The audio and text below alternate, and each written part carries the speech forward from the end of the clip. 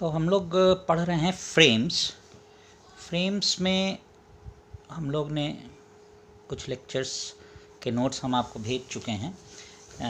हम शुरू से बता देते हैं चीज़ें। फ्रेम्स जहाँ से हम लोग ने शुरू किया है, इसमें हमने x एक फाइनाइट डायमेंशनल हिल्बर्ट स्पेस लिया है, जिसकी की डायमेंशन हमने n ले रखी है, और हमने कुछ एलिमेंट्स लिए हैं, और इसमें हमने कुछ एलिमेंट्स लिए हैं a1 a2 ar, जहाँ r जो है हमने n से बड़ा ले रखा है। t एक मैपिंग डिफाइन करी है x से कॉम्प्लेक्स प्लेन के ऊपर, r डायमेंशनल कॉम्प्लेक्स प्लेन है ये, और इसको हमने डिफाइन किया है as this is r dimensional complex plane, और इसको हमने डिफाइन किया है as tx is equal to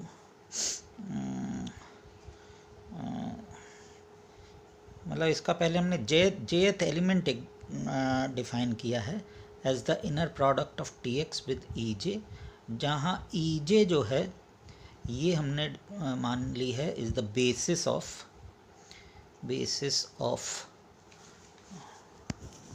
CR, और इसको हम sake of convenience of writing के लिए इसको हम सिर्फ y कहे दे रहे हैं। तो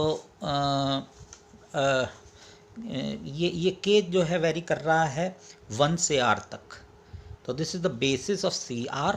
तो हमने जो t मैपिंग ली है, अगर वो किसी एलिमेंट x को मैप करता है तो उसके करस्पॉन्डिंग जो jth एलिमेंट होगा उसको हमने इस तरीके से डिफ़ाइन कर रखा, और ये होता भी है। अगर आप देखें, अगर हम EK हमारे बेसिस के एलिमेंट है, तो TX कोई भी एलिमेंट अगर मेरा CR का है तो TX हमेशा लिखा जा सकता है as a constant times EK के 1 से R तक, और इसका आप इनर प्रोडक्ट ले लीजिए TX का EJ के साथ, तो ये क्या हो जाएगा, दिस इज सिग्मा CK आपका बाहर, ये हम लोग कई बार कर चुके हैं। K is equal to 1 to R, inner product बचेगा EK EJ, और ये आपका डेल्टा JK होता है, तो JK के बराबर होगा, तो ये आपको, तो this is nothing but CJ which is the jth element, मतलब इसी चीज़ को हम TX का jth एलिमेंट कह रहे हैं। ठीक है, तो बेसिकली हमने कह दिया कि TX जो है मेरा यूँ लिखा जा सकता है, K is equal to 1 to R TX EJ times EJ, और हम डिफाइन कर रहे हैं कि वी डिफाइन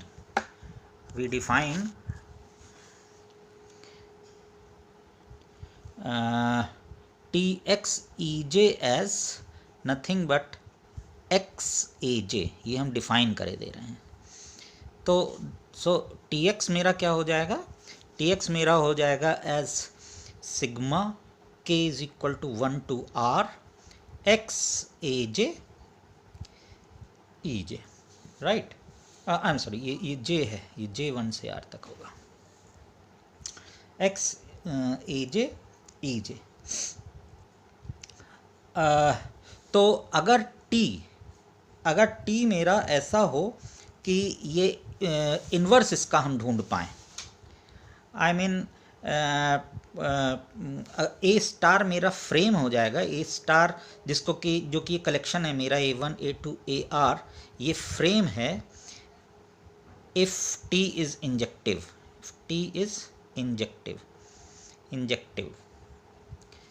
बेसिकली इन्वर्टिबल हम चाह रहे हैं। तो ये फ्रेम हो जाता है, और T जो है this is called frame operator, correct. ये सब बातें हम आपको उस दिन जो जूम पर लेक्चर ले रहे थे उसमें भी हमने बताई थी। अब इस इसी चीज़ को और आगे बढ़ा रहे हैं। फ्रेम की डेफिनीशन ये तो प्राइमरी डेफिनीशन है, ये हम लिख करके आपको भेज चुके हैं। इसके बाद एक थ्योरम भी हम लोग प्रूफ करेंगे, उसमें जो स्टेटमेंट है थ्योरम का वो भी फ्रेम की डेफिनीशन की ही तरह यूज़ होता है।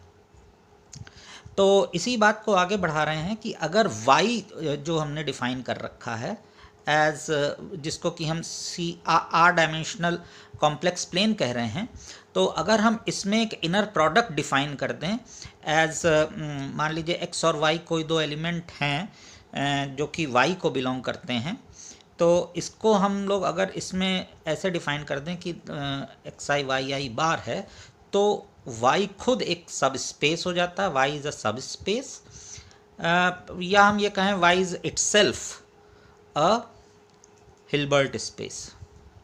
हम इसके डिटेल्स में नहीं जा रहे हैं, ये हम लोग बहुत अच्छे से जानते हैं कि अगर आर डायमेंशनल कॉम्प्लेक्स प्लेन है जिस पे कि इस तरीके का इनर प्रोडक्ट डिफाइंड है, i is equal to 1 to r, या जो भी हमने एलिमेंट्स ले रखे हैं, अगर उस पर इनर प्रोडक्ट इस तरीके का डिफाइंड है तो वो खुद एक हिल्बर्ट स्पेस होता है। ये हम लोग एमएससी में पढ़ चुके हैं, so I am not going in the details of this. तो अगर तो टी मेरी मैपिंग हो गई एक हिल्बर्ट स्पेस से दूसरे हिल्बर्ट स्पेस में। तो अगर दो हिल्बर्ट स्पेस के बीच में मैपिंग है तो we can think of T star which is the adjoint of T. ये आपका हिल्बर्ट स्पेस में एक प्रॉपर्टी है कि उसमें एडजॉइंट एग्जिस्ट करता है, मतलब वो उसी स्पेस के एलिमेंट को उसी स्पेस में ले जा सकता है। तो टी स्टार की हम बात सोच सकते हैं, और ये डिफाइन होता है as X T star Y. T star जो है, T star is a mapping from Y to X. तो टी स्टार अगर y कोई एलिमेंट मेरा कैपिटल Y का है तो टी स्टार y जो एलिमेंट है वो मेरा x का हो जाएगा। तो हम इस तरीके के इनर प्रोडक्ट सोच सकते हैं, x टी स्टार y में ये दोनों एलिमेंट मेरे x के हो गए, तो ये इनर प्रोडक्ट x पे आ गया, and this can be written as T X Y.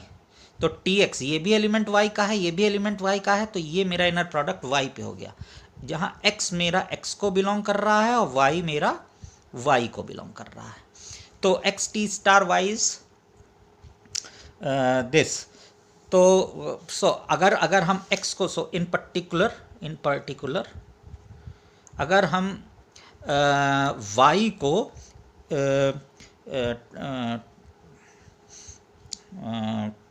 EJ ले लें, if I take y as EJ, then x t star EJ will be tx EJ, और इसको हम लोग कहते हैं, हमने डिफाइन कर रखा है as x AJ, right. So this implies t star EJ is AJ। तो हर J1 से R तक यहाँ पे मेरा वेरी कर रहा है, तो हर EJ के करस्पॉन्डिंग एक AJ हम ढूंढे ले रहे हैं। तो this is how we are obtaining our elements for elements of the frame. हमने फ्रेम की डेफिनेशन पढ़ ली थी और हमने ये प्रूव कर दिया था कि टी स्टार EJ जो है ये AJ है फॉर J1 to R। अब इस स्टडी को आगे बढ़ा रहे हैं, तो एक हम ऑपरेटर डिफाइन कर रहे हैं which is known as Gram operator. Gram operator को हम लोग डिनोट करते हैं G से, और इसकी ये ऑपरेटर हमारे x के एलिमेंट को x में लेके ही जाता है, and G is nothing but it is T star T। तो क्योंकि T जो है मेरा जो ऑपरेटर है ये x के एलिमेंट को y में ले जा रहा है, और T स्टार मेरा y के एलिमेंट को x में ला रहा है। तो अगर हम G देखें तो G is taking all the elements of x to x, क्योंकि T हमारा x से y में जा रहा है और T स्टार मेरा y से x में आ रहा है। तो अगर हम किसी एलिमेंट x को लें तो it will take you to T star.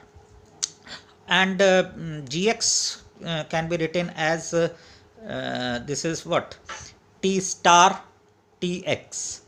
so this is t star times tx हम लोग लिख चुके हैं sigma x aj ej, right. j is equal to 1 to r. तो ये मेरा हो जाएगा sigma j is equal to 1 to r x aj aj. T star e j पे आज आएगा ये, और इसलिए टी स्टार ई जे हम लोग ऊपर डिफाइन कर चुके हैं कि ये ए जे होता है. तो it turns out to be x a j. अब हम लोग ने एक बहुत साधारण सा लेमा आपको लिख करके भेजा है. आप सबको जहाँ तक है समझ में आ गया होगा कि kernel of G is nothing but is equal to the kernel of T. इसमें कुछ नहीं करना है, हम एक सेट को दूसरे में कंटेन करा देंगे और दूसरे को पहले में कंटेन करा देंगे and that will make the two sets equal. तो पहले हम मान लेते हैं कि x जो है, इसका प्रूफ बहुत आसान है.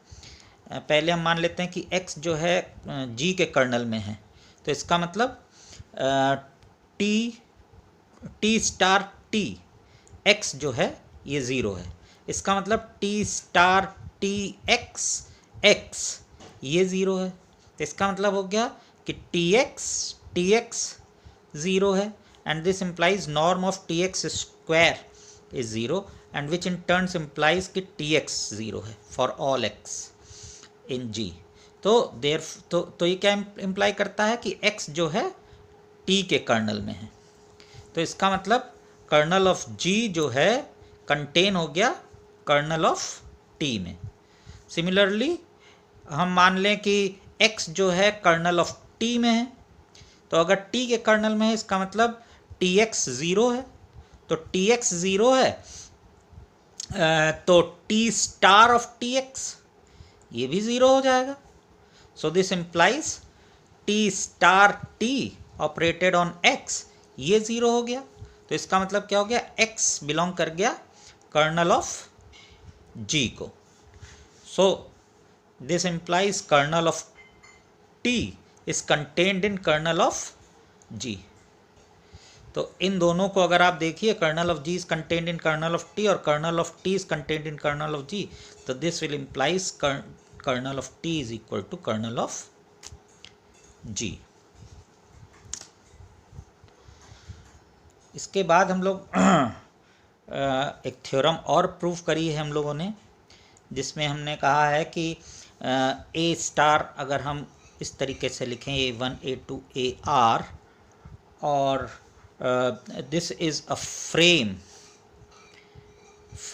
Of Hilbert space H if and only if there exists constants A and B such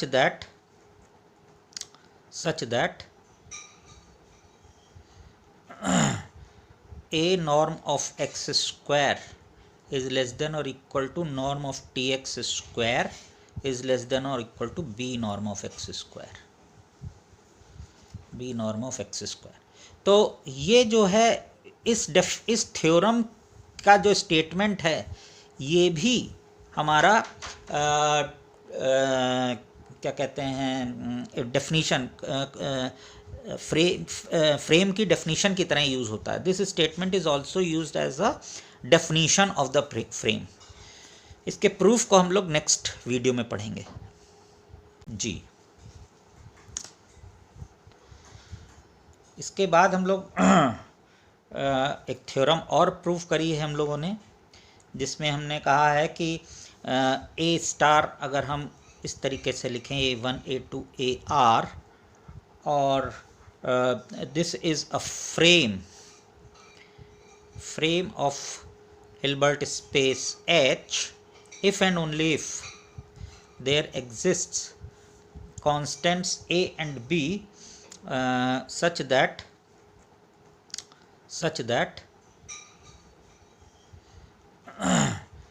a norm of x square is less than or equal to norm of tx square is less than or equal to b norm of x square. तो ये जो है इस theorem का जो statement है ये भी हमारा क्या कहते हैं डेफिनीशन फ्रेम की डेफिनीशन की तरह यूज़ होता है। This statement is also used as a definition of the frame. इसके प्रूफ को हम लोग नेक्स्ट वीडियो में पढ़ेंगे।